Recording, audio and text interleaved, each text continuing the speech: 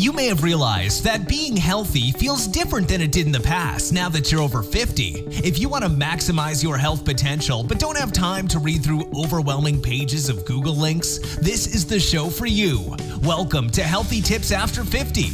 We love doing the research, finding solutions, talking to health experts, and learning what works and what doesn't. Now, your host. She spent the last 25 years dedicated to feeling her best and is here to share her best findings with you. Susan Rosen. Hi, I'm your host, Susan Rosen. Today, we are going to be talking about gastropause. So you've all heard about menopause, and you've heard about male menopause, and the third one is gastropause.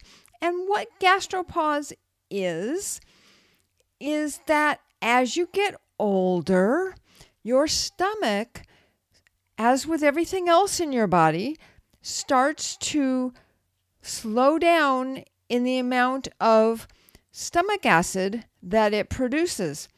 And consequently, what ends up happening is that you're not digesting your food.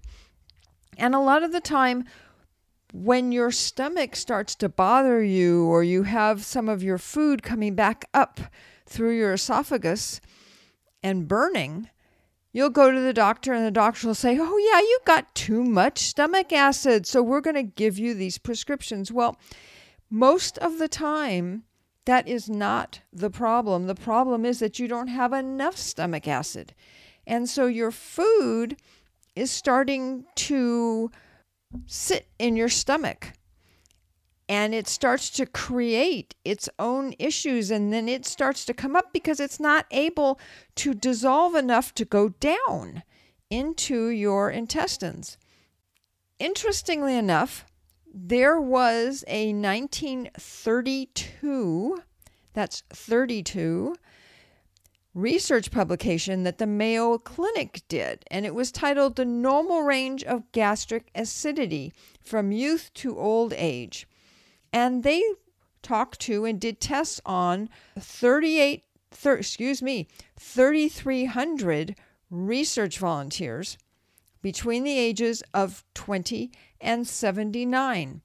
They also did some on the side on 365 children, or people aged 1 to 20, and threw those in as well. Here is the report that they had about the percentage of the people in each of the different age groups as to what their hydrochloric acid levels in their stomachs.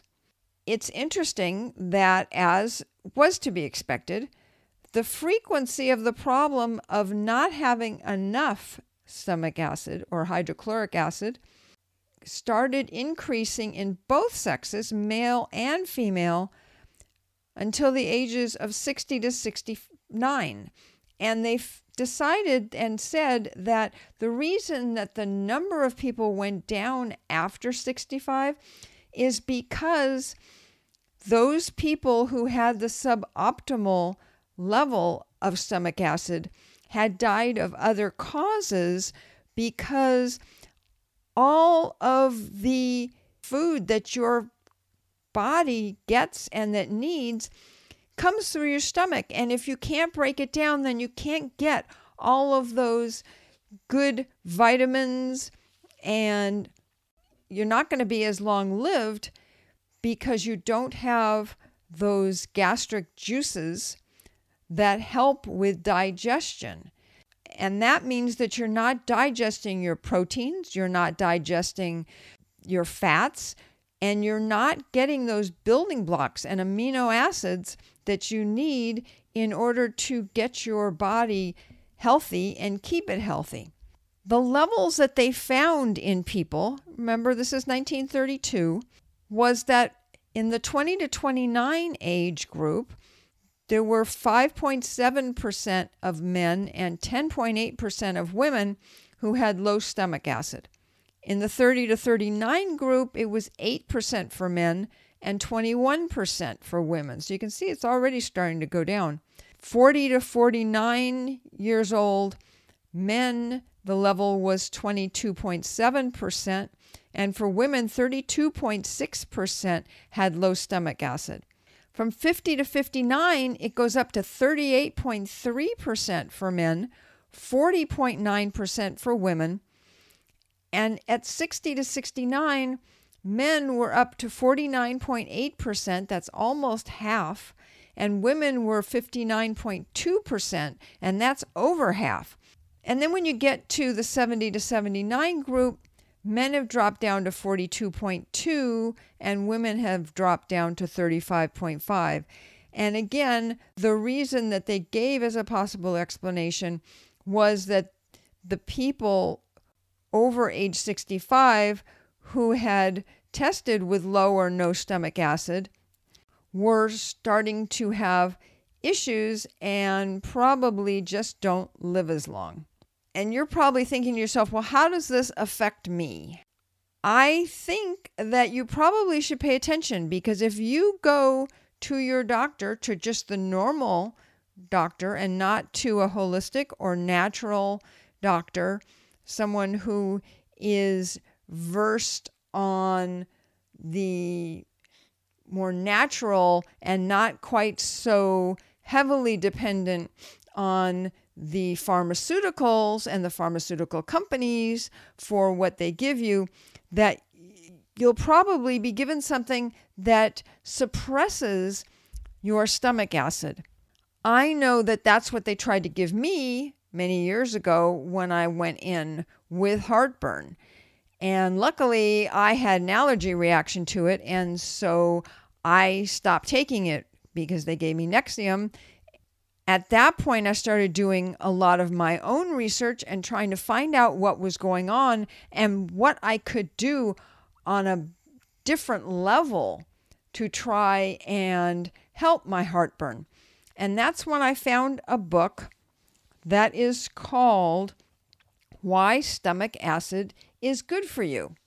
That's when I found out that it is good for me, that it is what breaks down the nutrients and gives me the ability to stay healthy. It was really quite an eye-opener. The book, again, is called Why Stomach Acid is Good for You. It is by Dr. Wright, W-R-I-G-H-T, Jonathan V. Wright, MD. He actually is up at the Tahoma Clinic, which is up in Washington. You can get the book. I believe it's still on Amazon. I will try and put a link to it in the show notes in case you're interested. I found it really interesting, and my understanding is that it's really, even though it was written a while ago, that it's actually still pretty accurate and up to date in that way. With all of this, it seems that sooner or later everybody gets an upset stomach, and sooner or later everyone gets a little bit of what's traditionally called heartburn, which is the burning in the back of your throat and maybe even in your chest, which is what I had as well. Let's talk a little bit about some of the things that the more traditional doctors prescribe for heartburn. And mind you, they are usually, at least I didn't have the experience where they were going in and measuring how much stomach acid I had in my stomach. Most of the time, they're going to give you antacids and what are called PPIs, which are the Nexiums and the Prevacid and that sort of thing. Then what happens is that does reduce the stomach acid, which actually isn't really what you need. And so the acid then doesn't burn as much. The issue is, though, as I said before, is that the food doesn't go down as well. And so it kind of sits there and it kind of brews. Your esophageal sphincter, which is what they call the bottom part of your esophagus, it actually starts to not be as tight and can be caused by food allergies and sensitivities by caffeine, alcohol, and nicotine. it can also happen when none of those things are going on. Doctors aren't sure why, but some think that more acid and not less actually keeps the valve firmly shut and keeps it in better shape than when it relaxes in the presence of lower stomach acid. It seems that having more stomach acid and a more normal level of stomach acid actually exercises that valve better and keeps it tighter and fitter. So consequently, what ends up happening is that if you're taking these antacids and PPIs, then you're not having the same kind of heartburn, but the valve is getting more relaxed. And by getting more relaxed, it's letting more food come back up. And it's kind of this catch-22, I guess. The funny thing is that so often doctors and other people, and especially if you listen to the commercials on TV, are always telling you that the people have too much stomach acid. And as you get older, you get more and more stomach acid. But I've already just read to you all of those numbers and the levels for people. And it is very clear that the level of stomach acid in people as they get older goes down and not up. What we all need is to start looking at what are the alternatives in curing heartburn. And that is going to be actually adding some additional acid into your stomach. You can try doing that initially yourself by taking about a tablespoon of lemon juice before you have a meal and see whether that helps or not, or if it makes it worse. For myself, I know it was eye-opening, the difference. I started trying out with the lemon juice, and my heartburn stopped right away. That's why I'm such a big proponent of the adding acid back group rather than the, let's stop the acid. It's so important to have stomach acid and to have higher stomach acid so that you can digest and get into your system protein, vitamins, minerals, other nutrients that you are putting into your stomach. If it's just sitting there and it's not getting broken down, how do you think your body is going to be taking advantage of it and using it? Which is probably why they said in that 1932 study that they felt that the reason the number of people with low stomach acid went down over 65 is because people just weren't around anymore who had low stomach acid. I hope that all of this will make you aware that there are different ways of treating different issues.